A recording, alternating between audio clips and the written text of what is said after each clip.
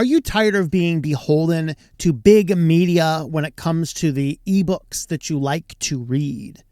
If that is the case, today we're talking about the new release of the Calibre ebook manager, and this is going to help solve a lot of those problems that you have with taking control and personal management of the ebooks that you want to have in your library forever. Stay tuned.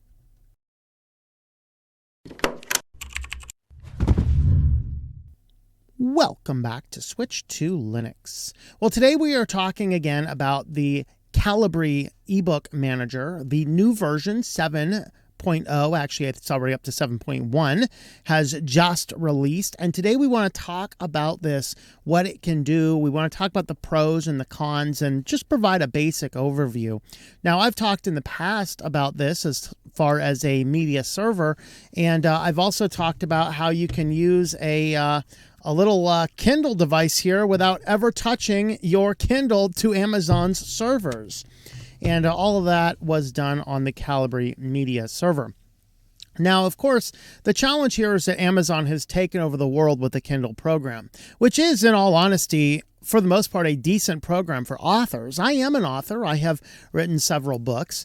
And as I look back over it, Amazon is where most of your book sales occur from. And they do have some of the highest royalties and the fastest payment of royalties in the industry. Amazon pays royalties within 60 days. Other publishers pay within 90 days. The rates are generally significantly higher, and their distribution is pretty good. They've also provided a good user experience, which means that people have given up the security and the ownership of their devices. Remember, by 2030, they don't want us to own anything. But the problem is that these devices, the Kindle program, it does not sell you the books as much as it licenses you the books. Now, I talked in an article I wrote in the stream called Digital Books in 1984. And in this article, we talked about not the censorship as far as removing individual books from stores or from library shelves. We talked about the silent editing of books, that if all of your books are connected to a big cloud server, those books can be silently edited, and that is all the more interesting. So I talked about in the terms of service, here is actually from the terms of service. Kindle content is licensed, not sold to you by the content provider.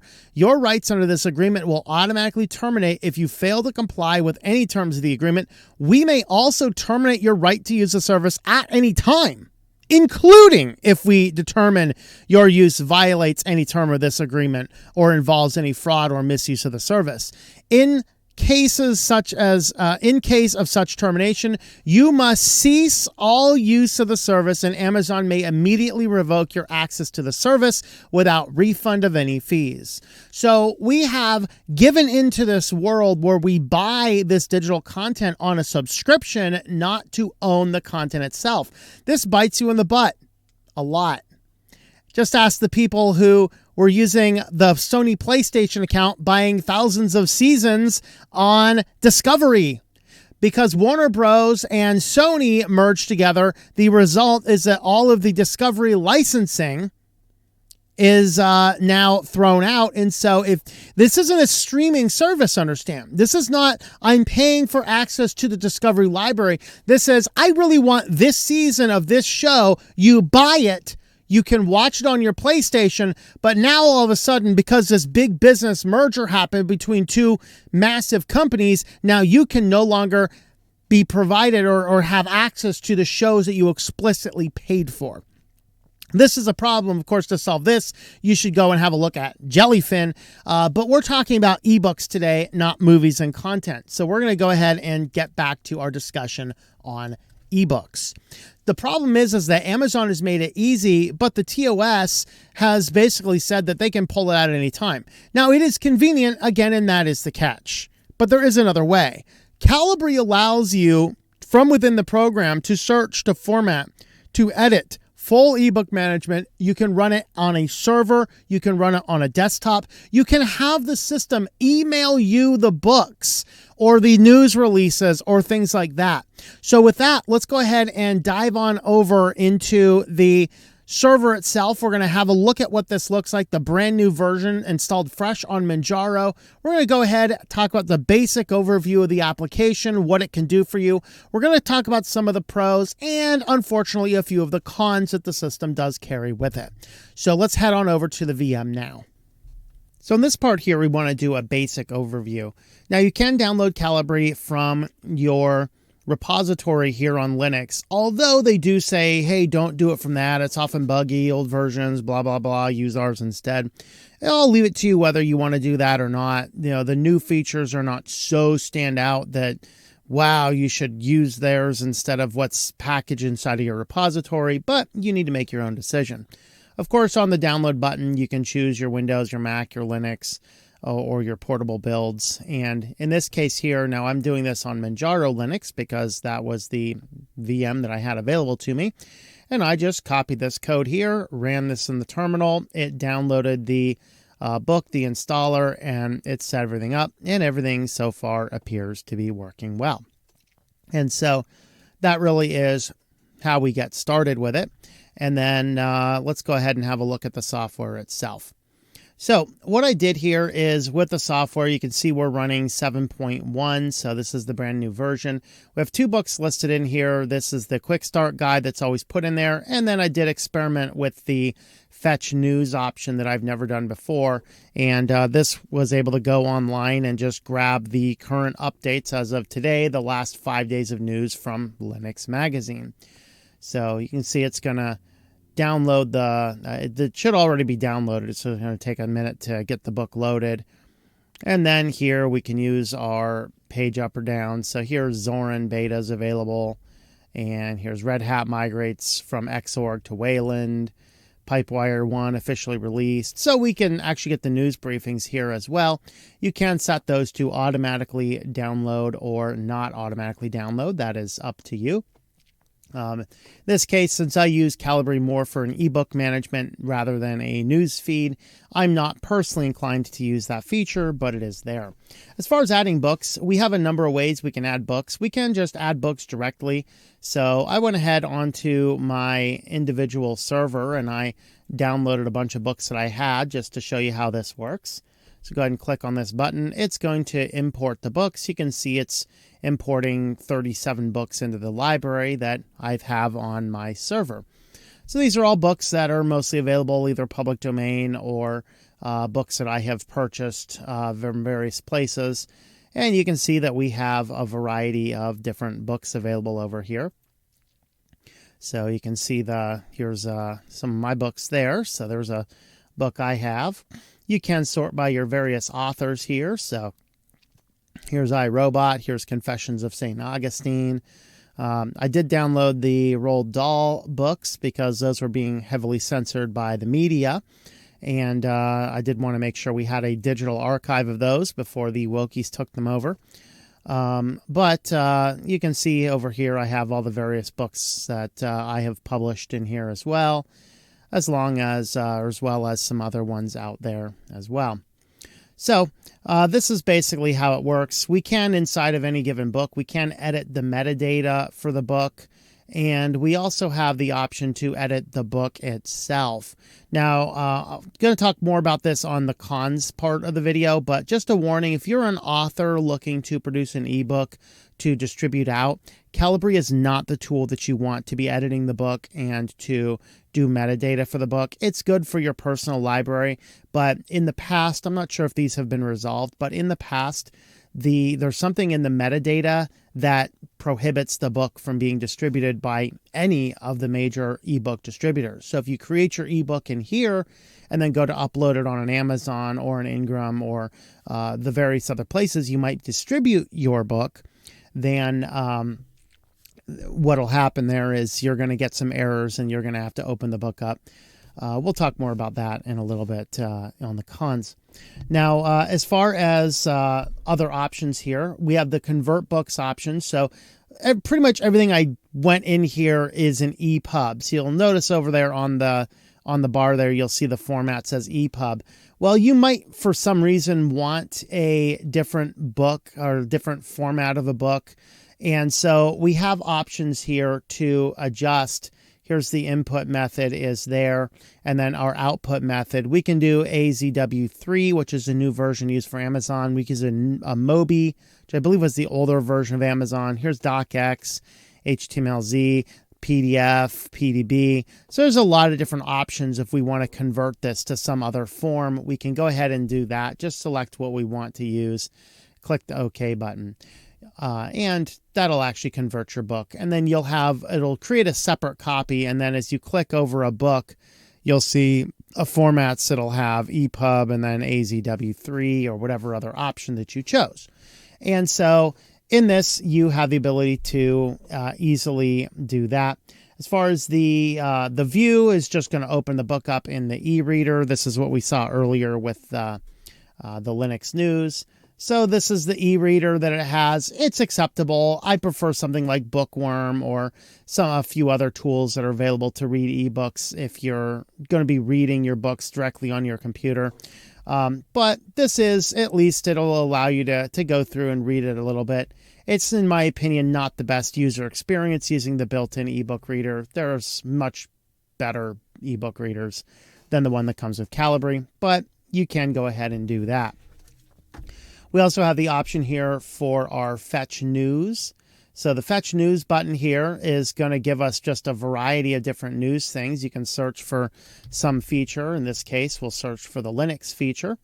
And you have your Distro Watch Weekly. So if you want to get a download, schedule for download is the option that's going to allow it to do. So you can download it on any given schedule. You can download the days of the month. You can download every X days.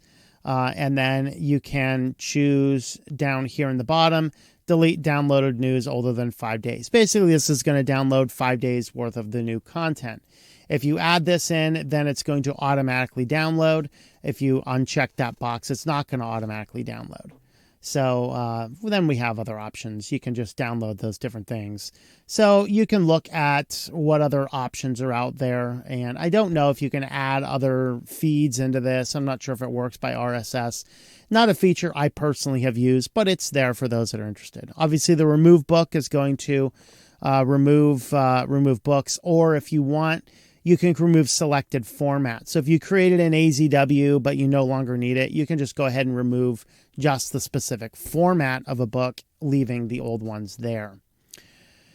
The library tool allows you to choose which library we're using. This is just, I usually just use mine in a single library, but if you have a need for doing multiple library switches, you can go ahead and do that. And then their save to disk allows you to save the book just some other spot on your disk so you can use or manipulate, send the book along. Of course, if you need to send your books, like for example, if you have if you do actively use the Kindle account and you want to send your books to Kindle, you actually have the ability to set up an email sharing of this. So your Kindle gives you an email address that if you email a book from an email address with a certain format or whatever inside of there, then it'll automatically add itself to your Kindle account. You can go ahead and set that up over here by hitting the add email button.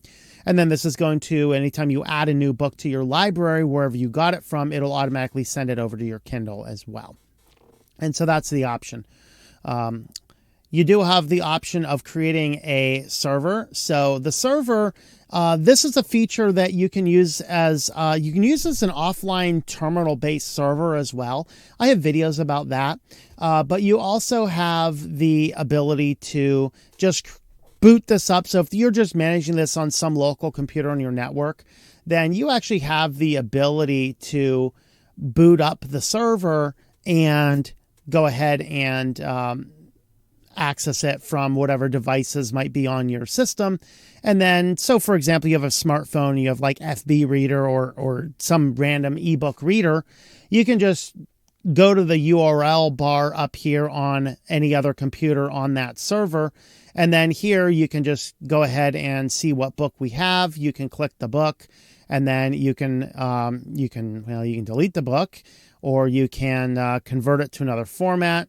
You can edit the metadata for the book, or the download button will enable you on a smartphone, for example, to hit the download button, and then it automatically just gets saved to your device. So it's an easy way that you can share your books over a network connection. That is not the wiring it up.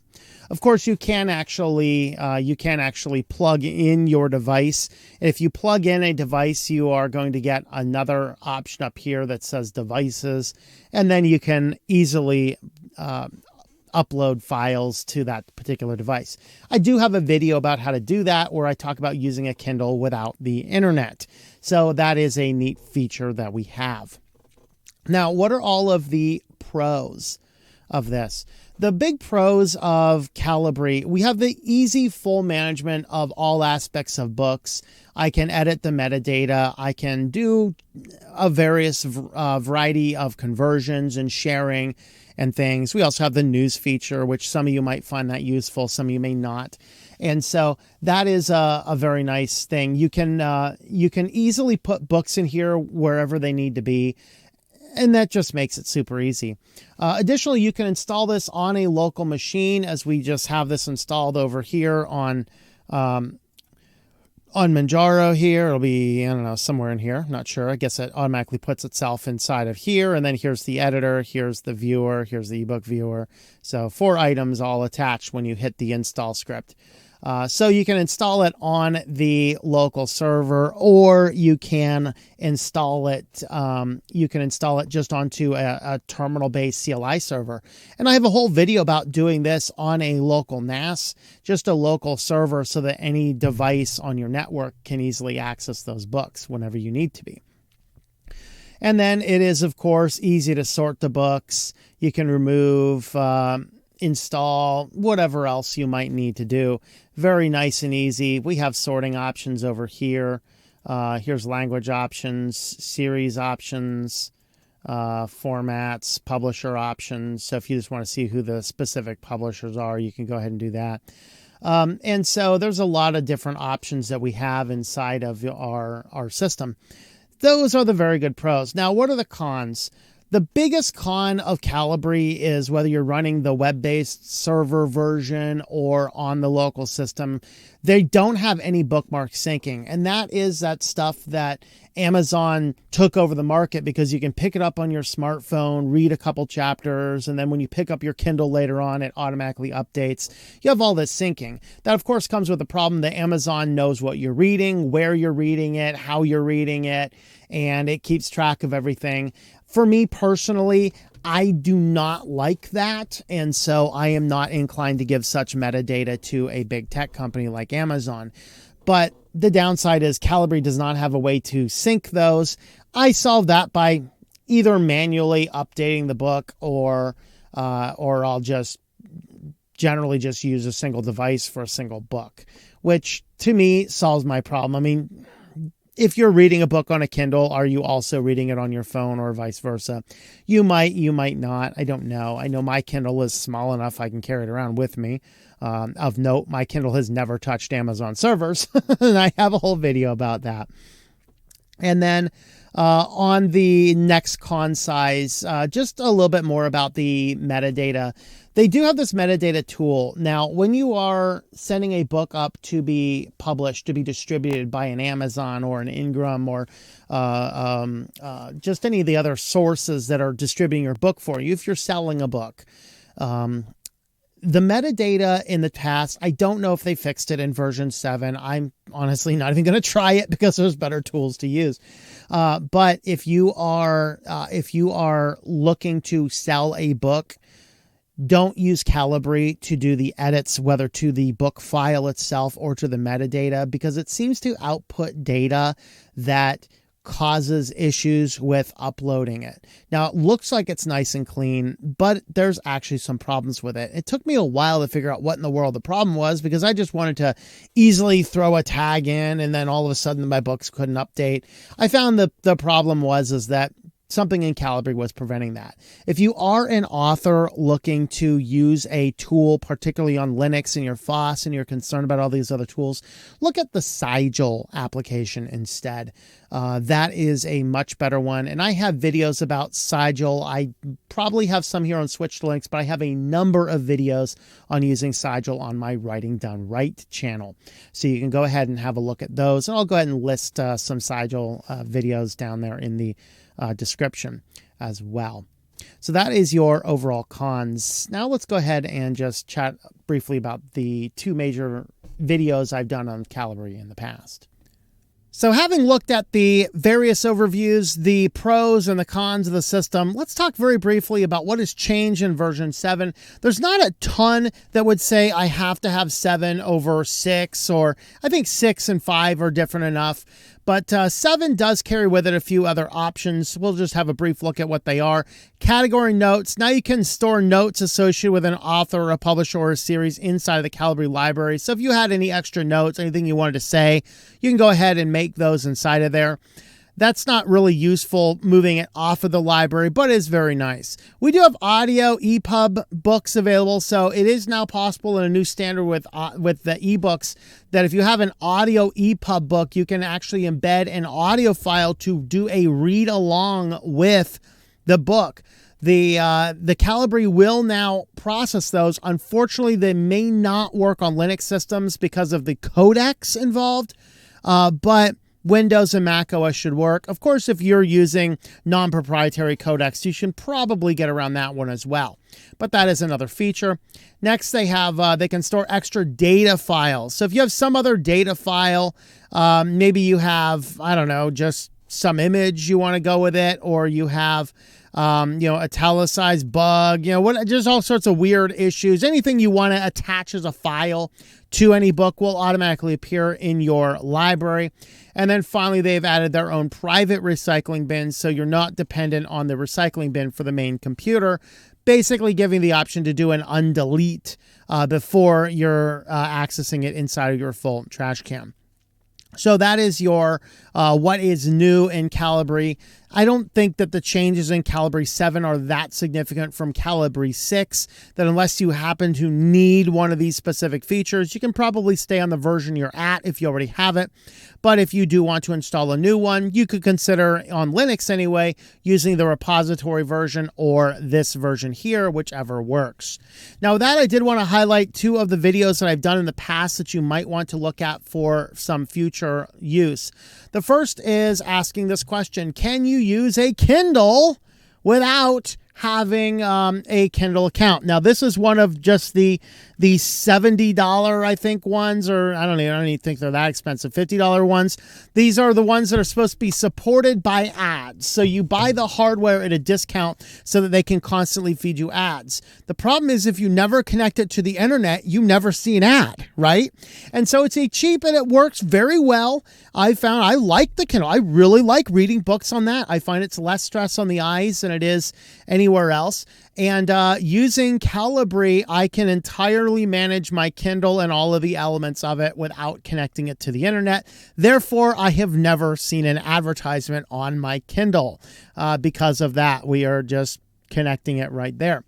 The other one is if you are more tech savvy and you are interested in an ebook one, you can watch this video of me with bad hair, which is why I wear hats these days, in my really, really old apartment right when we started the channel. I mean, look at that layout there, man. We are doing this. Let's see. What application are we on? Not sure which desktop. Oh, I think we're on like a Linux Mint Mate or something up there. And I had that old Meteor mic and really bad hair, and my shirt's way cleaner. And I had an apartment, not a van. Isn't that great? But in this video here, I walk through the creation of a fully functional Calibre network server on Debian using my Open Media Vault. Now, this video is 6 years old. There are a few changes in it, but this should get you started, and it is on my list to do an updated version of this video for the modern era, so we'll get a chance to see what that happens to look like down the road. And so with that, we'll just go ahead and leave this video here. If you did like this video, please share this video, give us a like down there, subscribe to the channel if you've not already done so, and if you do like receiving notifications, turn on that notification button there.